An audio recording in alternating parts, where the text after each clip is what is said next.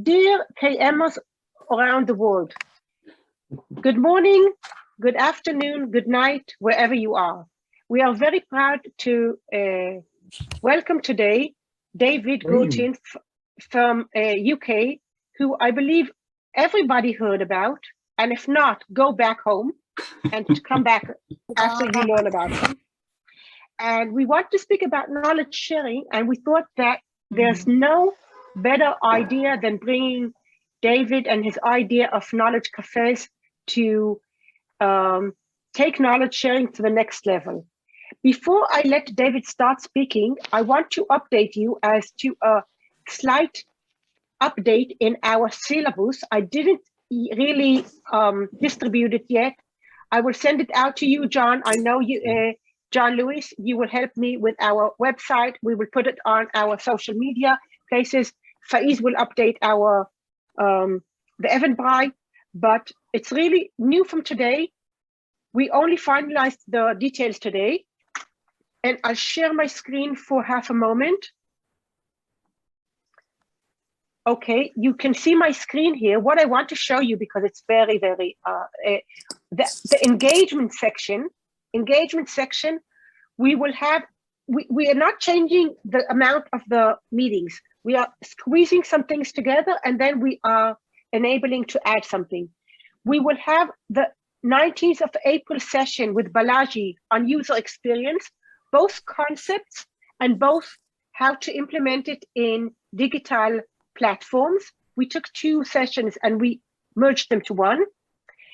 The week after that, we will bring in Rudolf from India, who spoke last week about design thinking. He will be speaking about gamification. Of course, all these issues have to do with engagement. We are moving his meeting 1 week before, and we are adding a new session on Radical KM. I saw that several of you have been discussing on LinkedIn as Stephanie came up yesterday and announced her new article on Radical KM.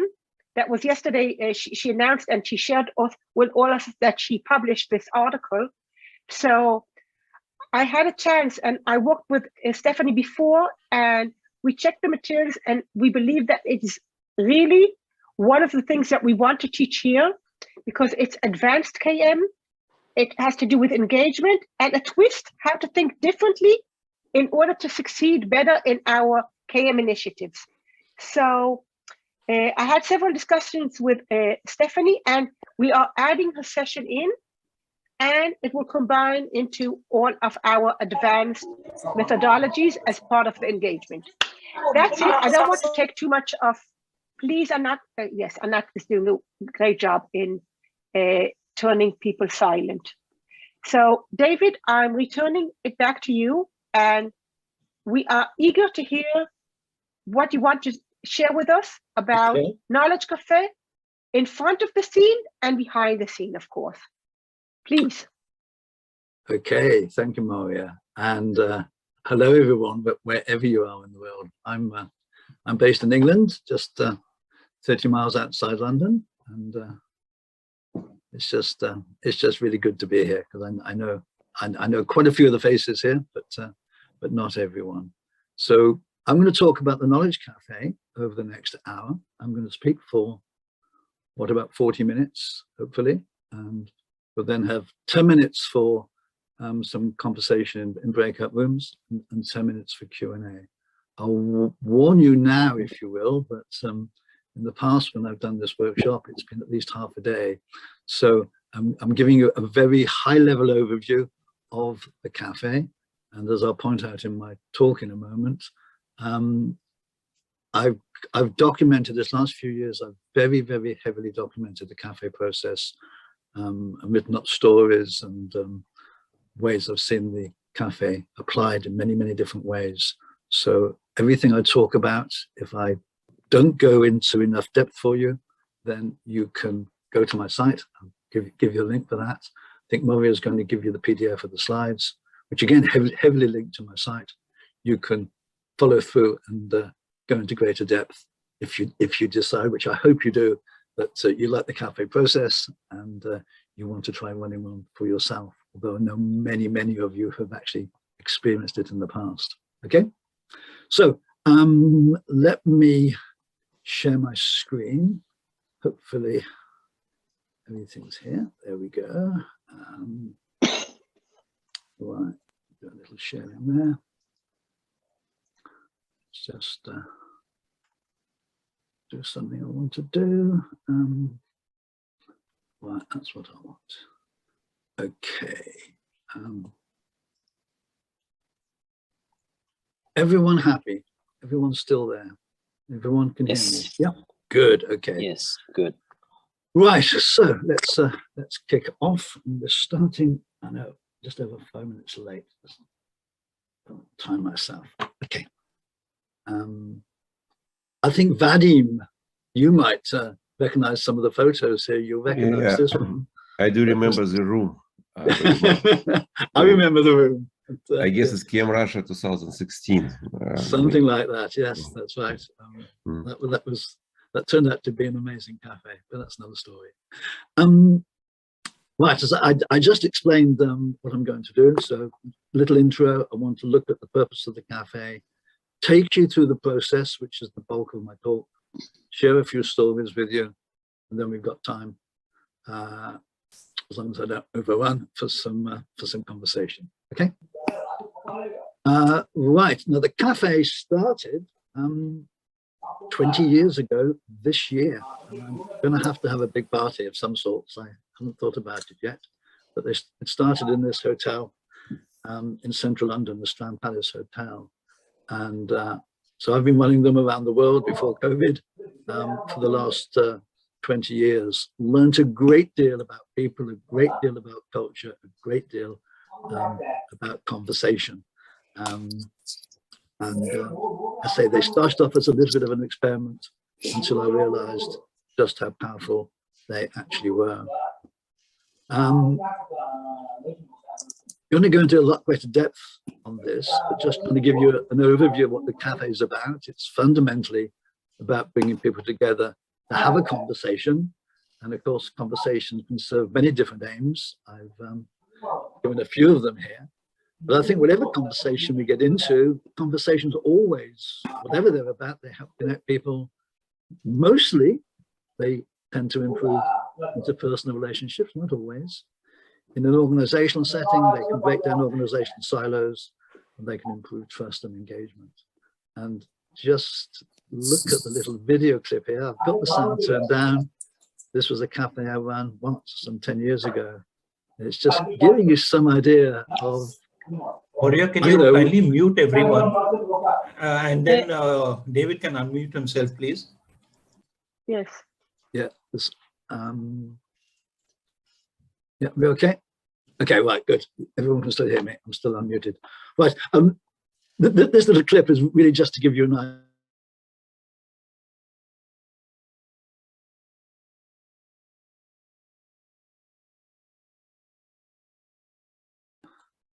Okay. Can you hear me? Now we hear you. We're looking good. Okay. Right. Okay. The little video clip's finished, but the idea of that little video clip was just to, I love that little video clip because it demonstrates how people not only talk with their mouths, but we talk with our bodies. It's just a good example of body language. Now the problem is there we go. Okay, right. So the cafe at a very top level is about people are coming together for a conversation.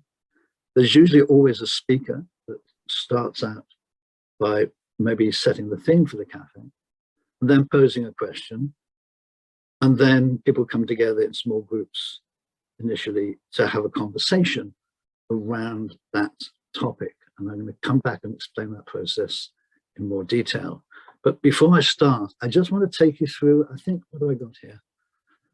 Just a few of the purposes that the cafe can be put to. I've listed some of the more obvious ones here, about building relationships, exploring possibilities, giving people a voice, generating ideas, you know, rather obvious applications of the cafe.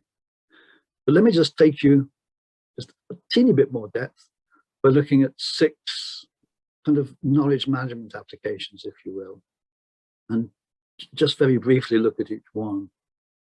So an obvious one, sharing knowledge and learning from each other. Yeah. So a speaker could talk to that topic and then pose the question for the group, what are the barriers to knowledge sharing in our organization? And then, you know, the cafe process, the cafe conversation would flow from that. Or if you're looking to give people a voice and improve engagement, what are your views on the new organizational strategy? Might be another cafe topic. Third one, looking to connect people and build relationships. You know, how might we create a better sense of community within the organization? And looking to spark action, you know, what's the one thing that each of us could do together to improve the way we work? You know? Let's just go through these. I think this is one of the most powerful applications of the cafe, and that's about making better sense of the world, better understanding a complex issue.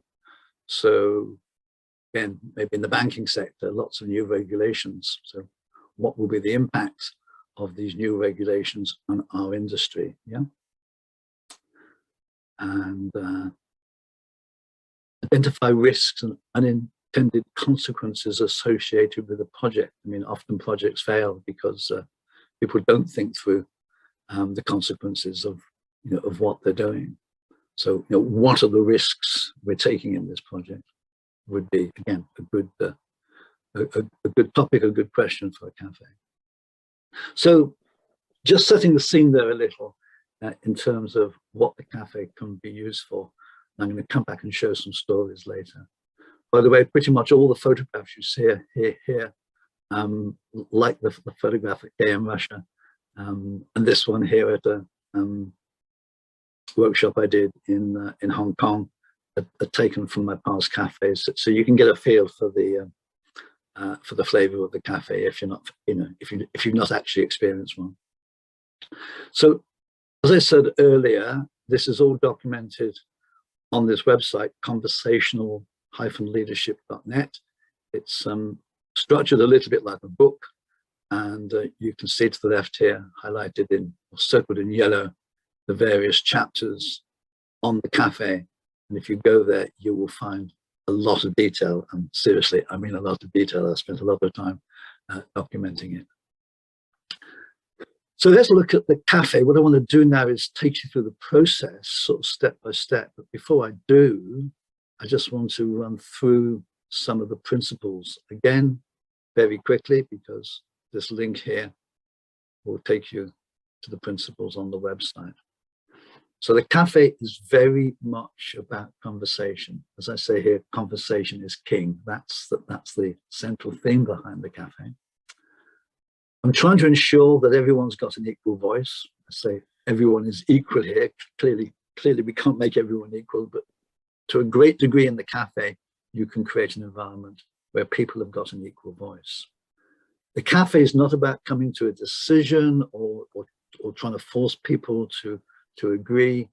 I say with the cafe, there's usually no preconceived outcomes. The cafe conversations are much more about dialogue. They're much more about exploration than they are anything else.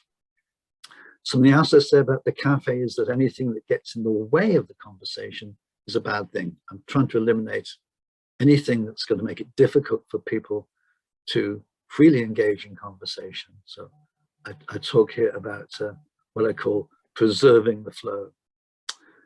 The other point here, the other principle, I say create a safe space, creating a safe psychological space, a space where people feel relaxed, people are free to speak up without any fear of speaking up.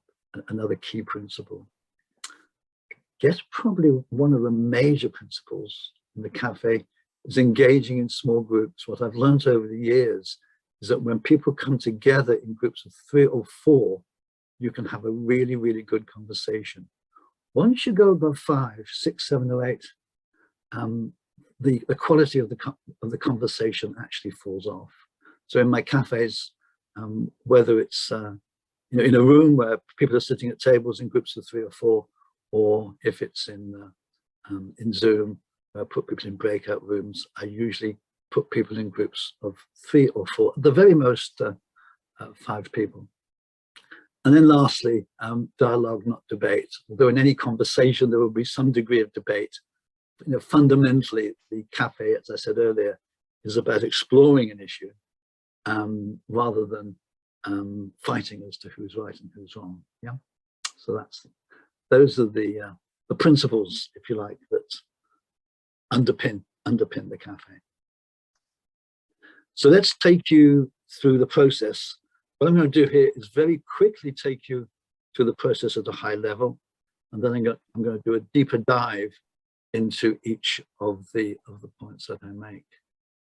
Now, what I normally do in a cafe when I started off, although this is optional, I do something that you probably call you're probably familiar with as speed networking.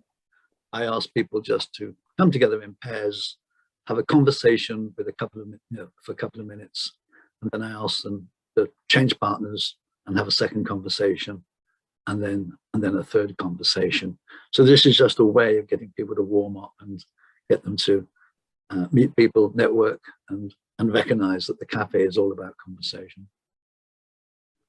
There are many ways of triggering the cafe. The standard one is to have a speaker who gives a short talk, ideally maybe just 5 to 10 minutes, at the most 20 minutes, because the cafe isn't about the speaker, it isn't about the talk, it's about the conversation. So the speaker speaks for a short while and then poses what I call a trigger question, a question to trigger the conversation.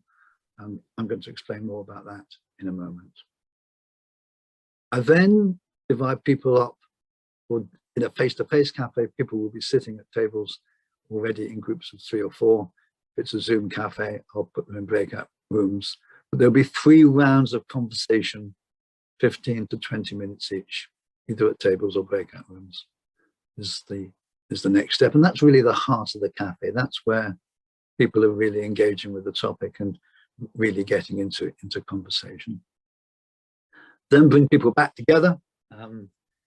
Face to face, it'll be a circle, and I'll show you some examples of the circles a little later, for maybe 20 to 30 minutes to have a conversation as best one can as a whole group.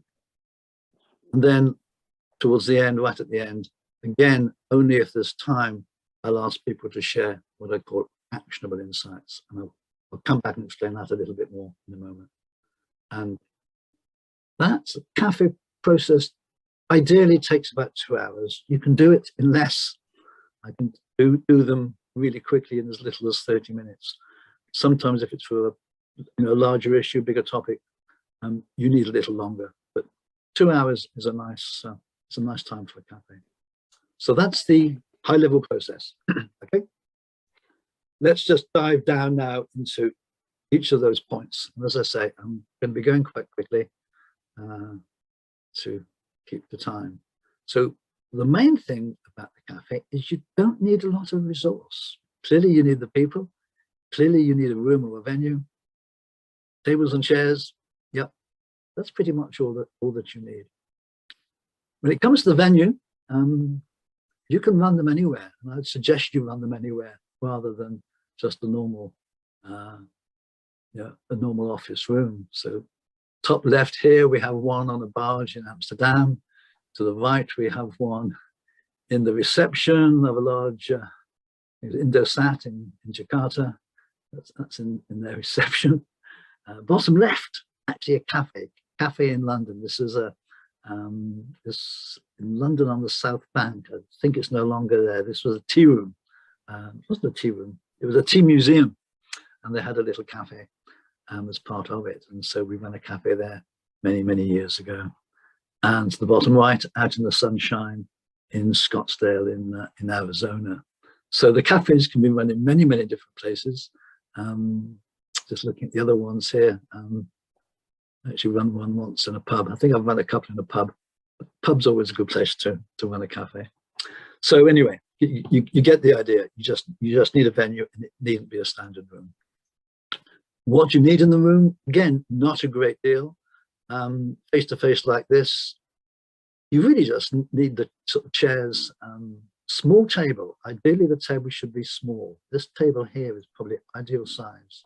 One of the things I say about the cafe, or I say about conversation, the best conversations that you'll have are when you're actually in touching distance of the other person. I'm not suggesting that you do touch them, but you know, for a conversation to be intimate, you need to be close. You know, these big boardroom tables are just too big for good conversation.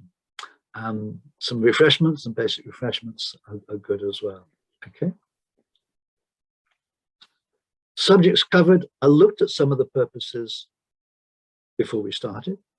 I usually only have a single purpose and a single theme and a single question to my cafes. You could do more, but it tends to complicate things and confuse people. So I always have a single theme and a single question. What makes a good question? I won't go into any great depth here. Again, I've got a very lengthy post on my website that talks about designing what I call powerful questions. But I often find with the cafe, when you've got a speaker, one of the best questions is simply, so what do you make of what the speaker had to say? It's a very open-ended question. It gives people lots of room to discuss what's important to them, because that's the essence of the cafe. It's not about some highly skilled facilitator trying to guide people in a particular direction. It's about giving people lots of room and lots of scope for discussing what's important to them. Yep. The role of the host, when I'm doing the cafes, I often call myself a facilitator because people understand that word. But I'm not strictly speaking a facilitator. I'm much more like a dinner party host, because I'm not trying to control people. I'm not trying to drive people to a conclusion. I'm not trying to intervene. I'm just trying to create that psychologically safe environment in which people can have the conversations that they want to have. Yeah. So again, often in a lot of cafes, I don't actually take a lead in the discussions. I might wander around the room and listen in a little, and there are any issues, I'll resolve them very gently. But the role is much more of a host than a facilitator. The role of the participants is really very much to engage in the conversation, to engage in dialogue. These points here are kind of self-explanatory when it comes to dialogue. The first point I make there is to be prepared to emerge a slightly different person. I hope some of you have come across the Oxford historian Theodore Zeldin. That's a quote from him, where he says, the kind of conversation that he likes is one where we're prepared, or everyone in the conversation is prepared to emerge a slightly different person. It means, you know, we're open-minded and we're prepared to listen. That's the essence of being a participant, if you will. The small groups are the essence of the cafe, and I thought very hard about how those should work. I said earlier when I talked about the principles that I wanted everyone to have an equal voice. So in those groups, I don't want a leader, I don't want a chairperson, I don't want a table host. Those of you who are familiar with the World Cafe, they have a table host. And the problem with that is that the table host then tends to dominate the conversation. So everyone's equal.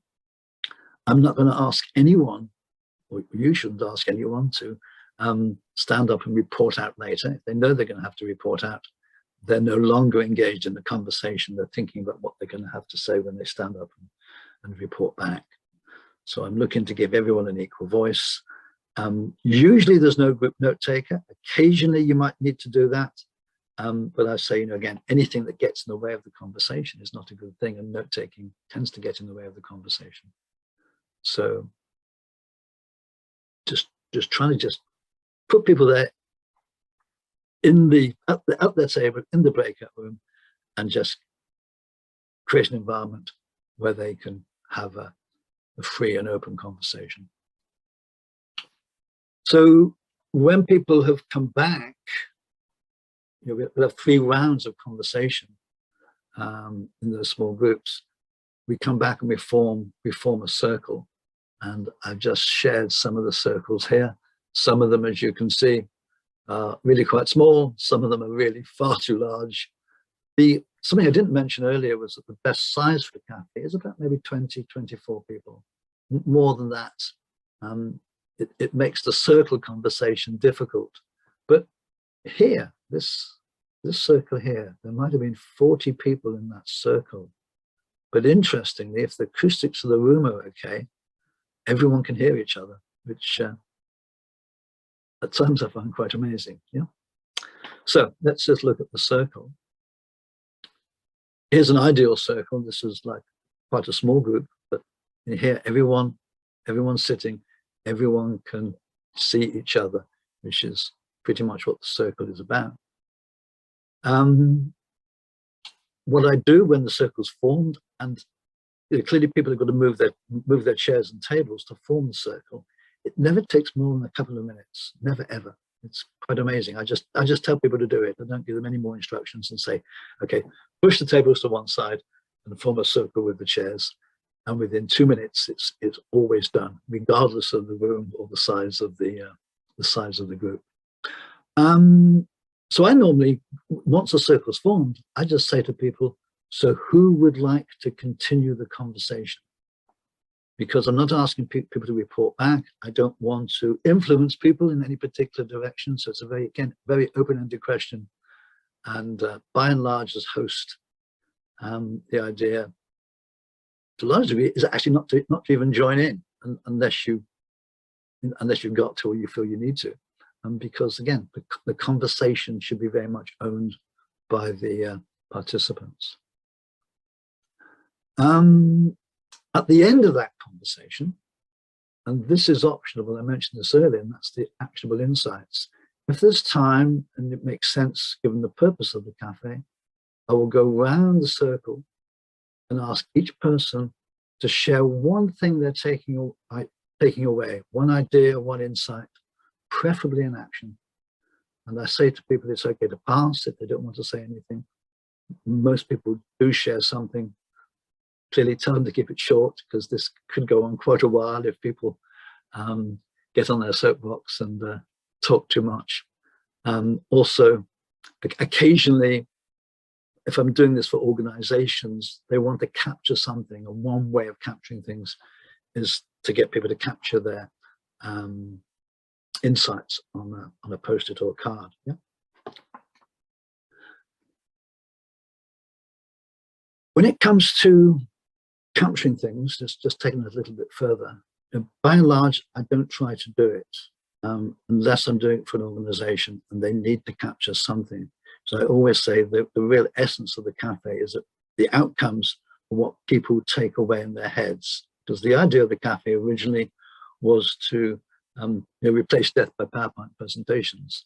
And even in a PowerPoint presentation, what people take away is what they take away in their heads.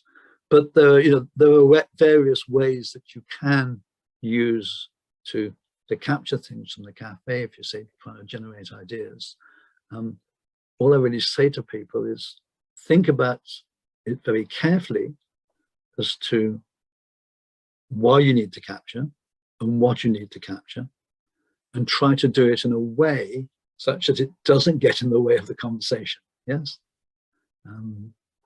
that's the essence of recording the outcomes. And I won't go into this in detail, but there are various ways you can do it, and I explain a lot of those ways on the website. Okay, so that's essentially the process, and it's okay. I've elaborated on it there. It might seem a little complex, but if you think about it in reality, it's a very, very simple process.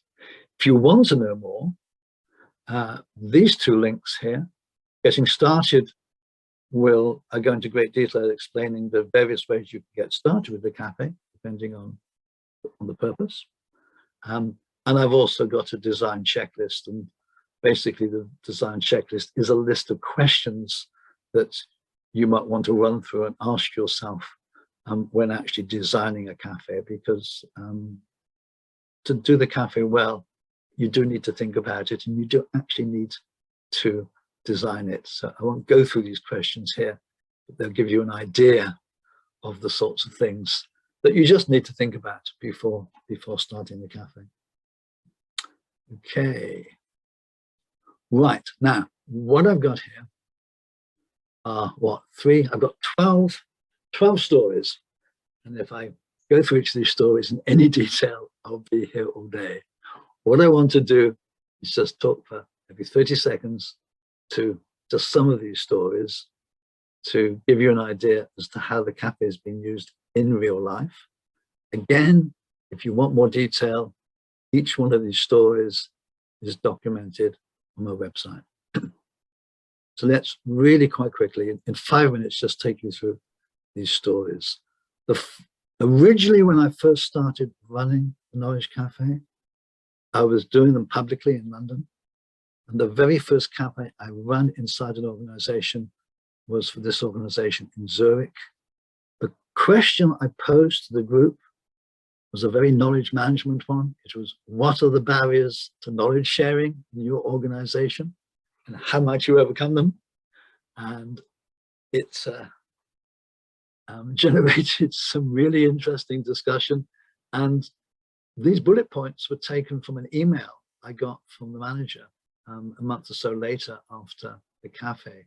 It clearly had a huge impact on the organization, on the people. Probably had an even bigger impact on me, because for the first time, I kind of woke up and realized, you know, the power of the cafe and the power of conversation. So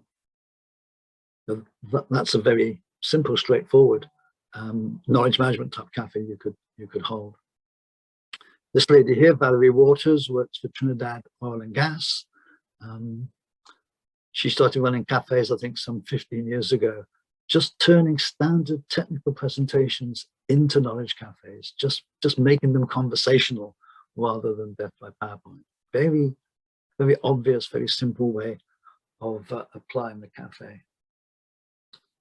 I won't go into this one. It's not really a cafe. It's a story I like that. It's the way that Hong Kong MTR have capturing feedback from customers by having conversations on station concourses and on trains. I say it's not quite a cafe, but it's a good story. To take a look at it on my site.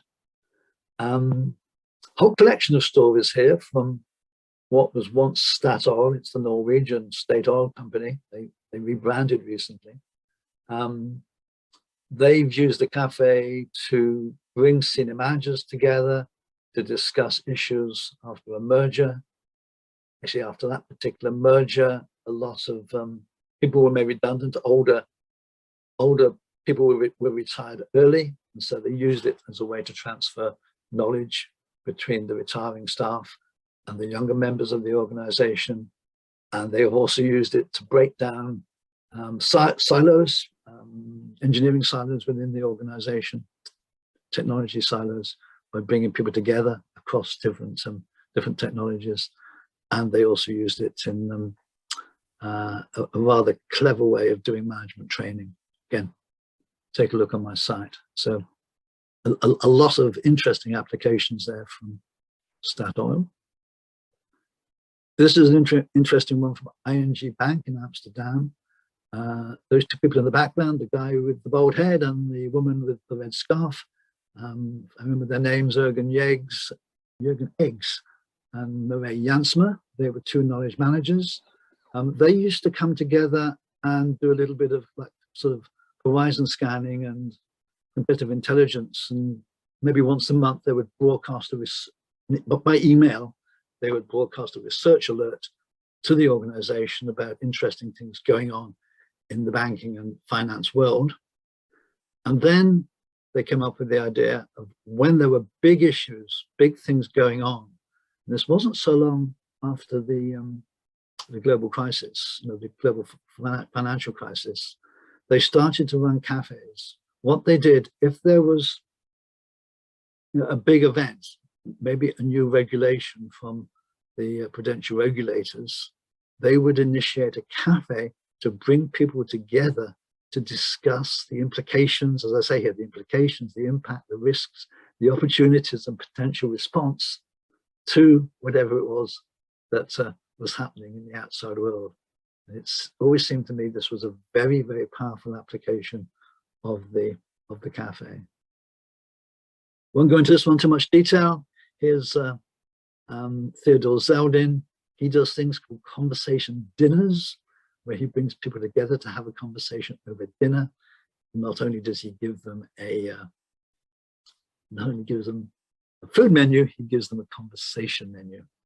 Go take a look at that. That's a lot of fun what Theodore has done there. This is one of my favorite cafes. Believe it or not, the people in this circle here are CEOs or VPs of some of the major telecom companies in Kuwait. And this gentleman here, he was the CEO of Viva, and he brought them together to discuss how they might, though they were competitors, how they might collaborate to build the industry. Yeah, and that was a particularly interesting cafe, and I think a particularly interesting application of it, of the cafe process. Seems NASA are using it to identify risks. Again, I think this gentleman here, he's written the whole story for me as to what they've been doing over recent years. Again, you'll find that on the website. And just speed up a little bit. This is there's a story here about how IBM used the cafe in the past to help in the sales process with a particular product. And I ran 3 cafes many years ago now. One in Singapore, one in Kuala Lumpur, and one in Bangkok, which was tremendous fun. But that was a while ago. This gentleman here, Frankie Lei, at Huawei in Shenzhen, he's been using the cafe as part of a book club. These folks, they do this in the evening. This wasn't part of the sort of organizational structure. This was people doing this in their spare time. They would read a chapter of a book and they would come together to discuss it cafe style in the evenings. And again, I asked Frankie to write up that story, and you'll find that in my book.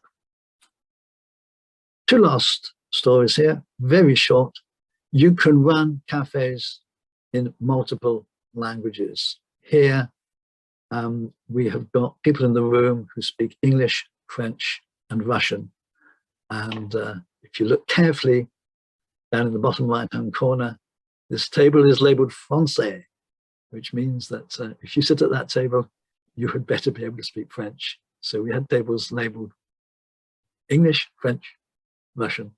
And when you move tables, you just made sure that you sat at a table that was labeled with a language that you could, that you were fluent in. So just an example of how you can run cafes across multiple languages. And the very last one here, this was a cafe I did for Johnson & Johnson in Ireland a few years back. They wanted to do the cafe for 100 people. The cafe works best for 25.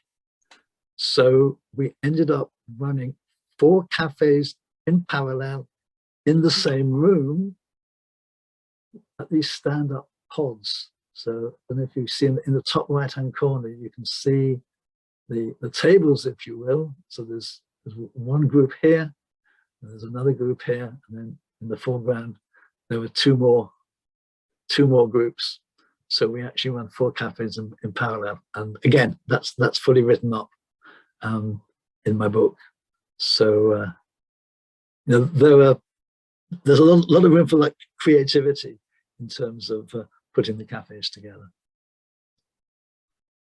I'm not going to say too much about running things virtually. If you stop and reflect for just a minute, you'll realize that the way I've described the cafe, which is fundamentally how to run them face to face, it's not greatly different running them on Zoom. It's almost identical. rather than people sitting at tables, you simply randomly put them in breakout rooms. And okay, there's some finer points to it in terms of maybe as host how you host it, if you will. But again, there's something written up on my site about that. And I've been running cafes now on Zoom for about 6 years, long before COVID. The one great thing COVID has done is everyone knows how to use Zoom pretty much, where when I first started, I had to explain to everyone. Okay, so I'm too sure how I'm doing on time. I'm not doing too badly. What we're going to do now, we've got good, I'm on time. We've got 20 minutes left. So I want to come back and hopefully Mara can give me co-host privileges if I don't already have them. I'm going to put you in breakout rooms and give you, again, 3 or 4 people per breakout room. So this is sort of cafe style. We have, David, we have 70 people, so we're going to put them in 12 rooms. Is that okay with you, or you want more rooms? Can I do it myself? You can do whatever you want. We have Annette, please turn David to be the host. Okay, you will be the host, but I want to know how many rooms you want, because we will add slides. We have a pre-prepared slide for every room with your question. Okay. Well, in that case, you're the host. If you're the host. If you need to do something you are special, the host. Oh, I'm the host. I'm sorry. Okay. So I'll turn you to host. Yes. You are the hostess. Okay, hostess. If you need to do something special, I'll let you do the breakout rooms. And I want no more than 4 people in each room. So Annette, please share the slides on the chat now with everyone before we break them into rooms. And while they're entering them, please add a few rooms, and I will up to 4 people, okay? And I will break them to rooms. So I'm just going to wait a minute to see that the file is shared. Just a minute, we'll see the sharing of the file. You know the file, it's like we have it here. It's already now shared. You see it on the chat. I'm not shared it on the chat. It's the same one like every week we have. And I will now break out into up to 4 people, right? So 64 to 4 is 16 rooms. That sounds easy maths. That's why I have my master's in math. Good. In order to do 64 divided by 4. Yeah, that's nice. Easy. Okay, all rooms are open. Okay. And David, if you go into some room, I'll take you out, so you can go in and out whatever you wish. No, I'm gonna stay out, so I don't unduly influence the conversation.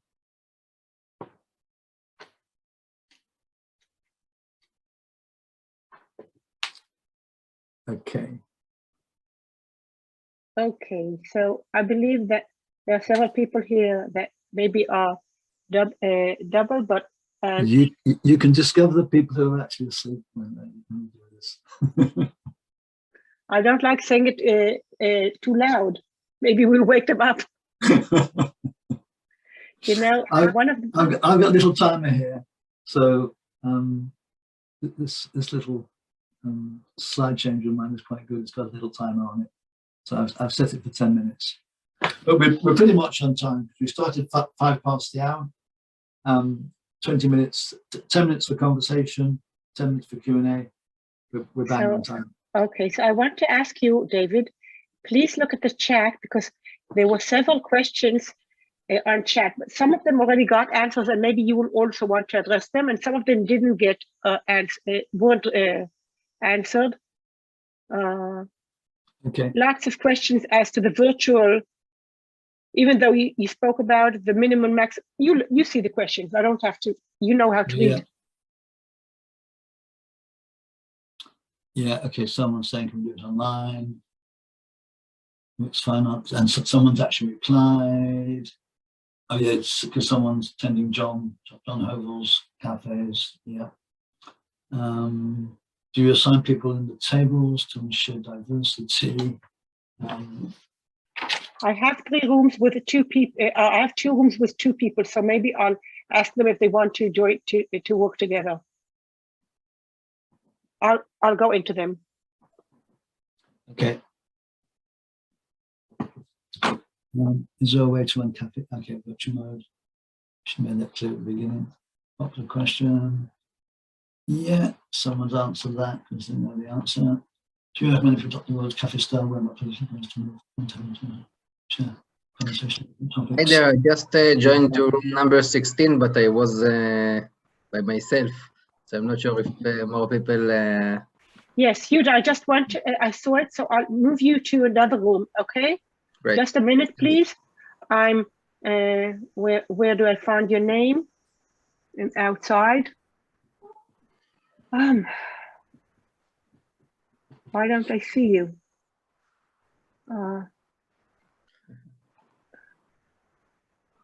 People who didn't join.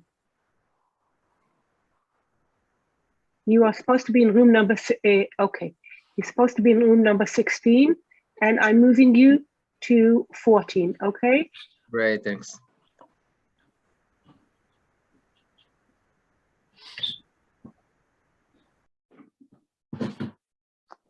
That's what I usually do, go out and in, see if there are problems. Yeah.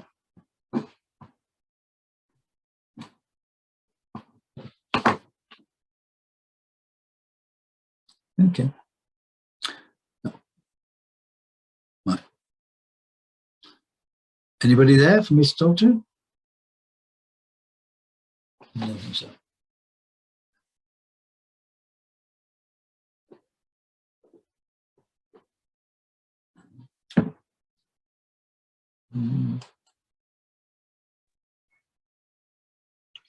Okay. Hi, where it was another. Let's restart the recording. Annie Green, I'm sure I know you. Of course Yes. you know Annie. I Annie. know Annie Green. Yes, you do. How are you? How are you? Yes, indeed. Good. Oh, it's as I'm seeing people here who are. Haven't seen in a while. I don't know whether you've been in one of my earlier cafes or whether I met you in the distant past. I just know. We were we traveled the same path at a lot of the same conferences, and even with John Hubble, some of the cafes. I Of followed your course. process in several places. And then I also hosted a couple of them at George Washington University. Yes, yeah. Yes. Oh, wonderful. And with Mike I just love connecting like this. It's just, yes. It's just, I get a kick every time. Okay, Just seeing everyone David. come back. Okay, everyone's returned.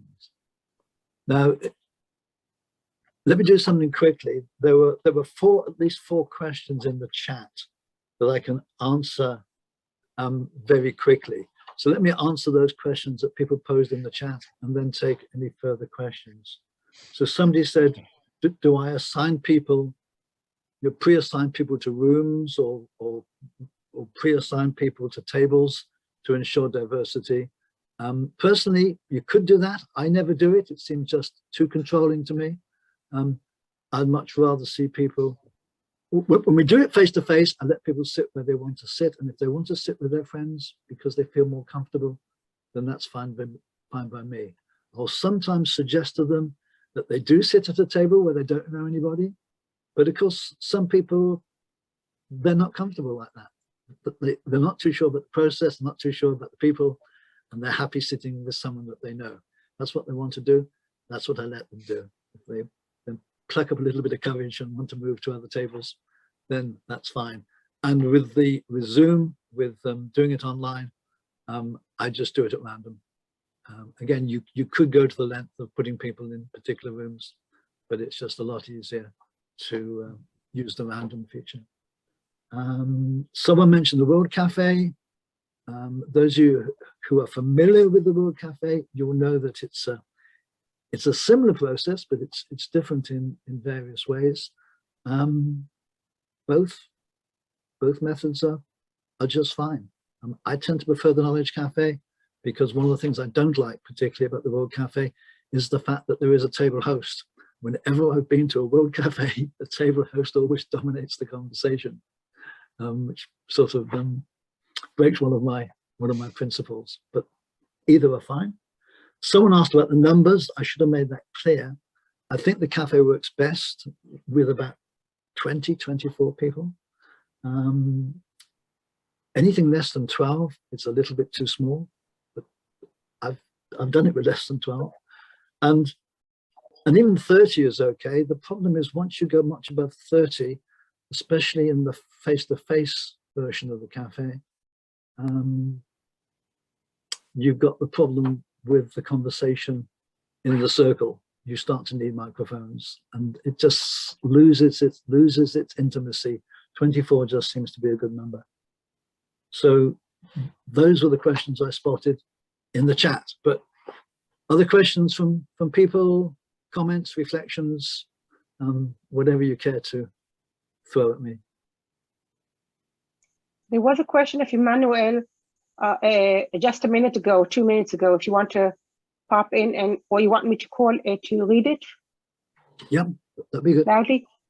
If we consider the cafe discussion as an informal meeting in an organization, how should we schedule it regularly between formal meetings and informal meetings by cafe discussion? I think again, it just very much depends on what you're trying to achieve, and I guess the culture of the organization. In some organizations, the management won't let you run cafes because they're going to say, hey, we don't want people wasting their time sitting around chatting. In which case, you do have the option of maybe running them in the evening. I mean, often organizations won't have a problem with that, or you can run a cafe in a cafe or a pub down the road. I mean, there's a lot of flexibility there. My public cafes I used to run, again, face-to-face ones in London, I used to run about once a month. That seemed like a good gap. But again, you can. There's two ways of running the cafe. You can run them regularly to kind of help build say a community and have different themes and questions each month, or you can run them very specifically for very specific purposes. So you could use them as a form of brainstorming if you want to generate some ideas around a particular project, or you could use them to bring two parts of the organization together to try to improve relationships, to maybe break down silos. So it very much depends on the purpose. Thank you. Paul Brown. I think so. Otherwise, we will go back. Paul, if you want to ask, and later on, Martin has a question. Okay, so we're going with Paul? Yeah. Paul Burns? Yes. Hi, David. Hi, Paul. Met you a few years ago, actually, down in London at the Hard Rock KM Summit. So, big fan of your work. So, thanks for speaking today. One of the things that I was interested in is some of the challenges you might have faced when introducing the concept of knowledge cafes to an organisation. Do you get any pushback from them to say, why would we do this? We already have different forums, different means of communication. It's really just to understand, how do you overcome those obstacles? Because it's something I'd like to do. You've answered it in some way when you mentioned about maybe management will think you don't want people wasting time by just talking. I'm thinking if you start small in an organisation, maybe the actual start to pick up momentum. Is that the sort of thing that you've found in the past where you've had to overcome any of these challenges? Well, I'm just putting into the chat a link to my getting started page on my site, because I address it there to a small degree. I think maybe not in any depth. It is a challenge. I mean, a lot of organizations simply do not see the value in having conversations, especially if you just make it like a series of events. You know, again, people are going to come together once a month or once a week or whatever, just to talk about some particular topic. What I always say is if an organization, you know, won't buy into that, just because of the culture or because of the management, then the other way of introducing the cafe is to find issues in, I mean, this is the same with knowledge management. You know, it's to find issues in the organization, burning issues in the organization that are important to senior management. You know, find the things that are keeping the managers awake at night. To take a look at them and say, okay, how could bringing different parties involved in this problem or this issue, if we brought them together in conversation, how could this help address the issue? So somehow figure out how to focus the cafe very much on business issues. Yeah. Because there's two groups you need to sell to. One is senior management, and they are going to measure, if you like, anything or allow anything to happen based on the business. And then there's the people in the organization who are probably a little less focused, you know, intensely on the business. And if you want to get them along, a lot of the time they might feel that they're too busy to come along if it's an open cafe, because they're busy, they've got a lot to do. But if you can get enough people along, if you can get a quorum so you can run the cafe and then let people spread the value of it by word of mouth, is the way of maybe getting other people in the organization to join the cafe. Does that help a little? Or does out of interest, does anyone else have any thoughts as to, or have they been through this themselves, where they've tried to get it's organizations to run the cafes? Definitely helped me, David, with that approach. So thanks for that. It's something which I'll definitely try and get off the ground. Hopefully momentum builds through word of mouth, as you mentioned. So thanks for that. Yeah. Okay, good. There are two last questions, and then we will stop because people are polite, but they have to leave. We have a question from Martin. How do you know the cafe was successful? Well, actually, the question was answered in some way, but okay. By word of mouth, I guess that's the answer that David would give. No, it's just that if you try to sell the Knowledge Cafe to a senior manager, you will undoubtedly come with the question, how do you define the success? You know, and is the fact that everybody is happy to have participated the only measurement of success? That was the question I was wondering about. To my mind, that's the main measure. It's when you've attended a cafe to maybe talk about a particular topic or subject. Let's say it's about knowledge sharing. Let's say the cafe is around knowledge sharing, the barriers to knowledge sharing in the organization, and overcoming them. You know, the benefits there are if people, after they've gone away, actually start to proactively share a little more than they did in the past. And that's just incredibly difficult to measure. And because, you know, you probably want to measure it 6 months later in some way, and it's almost impossible to measure. So the one way of doing it is the way I mentioned, is to maybe capture those actionable insights. If people are going to say, you know, as a result of this cafe, I plan to do X, Y, Z. Now, of course, there's no guarantee that they actually do it. So if you really wanted to try to measure, you could follow up 2 weeks later, 3 weeks later, and say, you know, did you actually do that? But the effort to do that, you know, to actually make that measurement, is probably not worth it. Mm. David, I think that there are many additional thoughts and people with ideas, but we will have to leave them curious and send them to read some materials. And exactly. To end the conversation for today, I won't say the session, but the conversation. And thank you so much for joining us. You are welcome if you have time to join us on some of our further sessions. As you see, they are all going to be interesting. So everybody, good day, goodbye, good evening, good morning, bonjour.